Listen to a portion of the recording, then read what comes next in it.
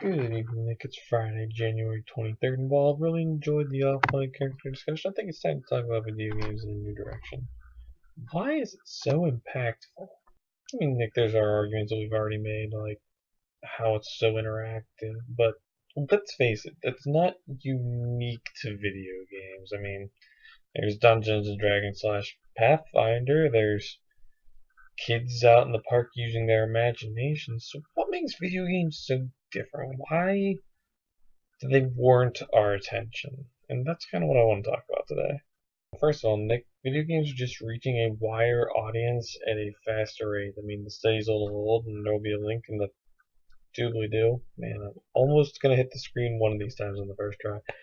But like from 2003 to 2006, video game software industry grew like, I don't know, not quite 20%. Gosh, I can't read. 17%, which was like a lot faster than the U.S. economy was growing at the time because it was under 4%. That's huge for one industry, and so I mean they're just reaching an audience at a faster rate. They are growing because that void is now being filled. Additionally, Nick, people that grew up gaming are now having children of their own, and they're going to start introducing their kids games. And so there's starting to be a multi-generational thing going on, where more and more people are going to be reached because of the earlier generations that were reached before. And so gaming is going to have an even wider reach and a wider impact than ever before.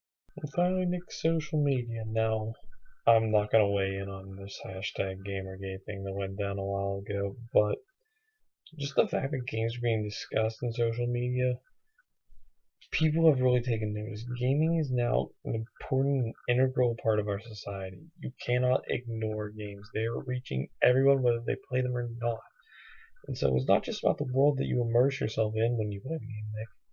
It's about the other people who care about the games. And clearly, a lot of people care because it's a growing industry, and it's becoming multi-generational, and social media now actually cares. Woo? So, Nick, this is the same argument I make about, like, Fox News or MSNBC or CNN or any other news outlet out there. Al Jazeera, does anybody read Al Jazeera? I think they should. It's kind of interesting. But we have to care about things because other people care about them. And so video games as a medium should be important to us, Nick. I mean, because we like them. But even the ones that we don't necessarily like should be important to us because other people like them. And if other people like them, it's going to affect us in one way or another, whether it influences their way of thinking, whether it inspires them, or whether it causes an argument somewhere. We have to care.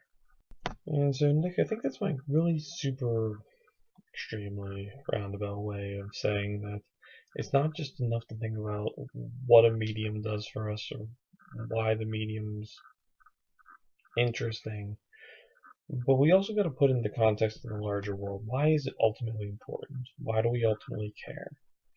Because video games are just something that's kind of interesting for interesting's sake.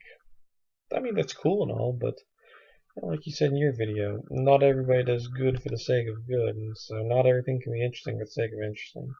And I think that's important to explore, at least in my opinion. You probably agree. Anyway, apparently I gotta go get ready for an impromptu visit to Clarion tomorrow, so I'll see you on Monday.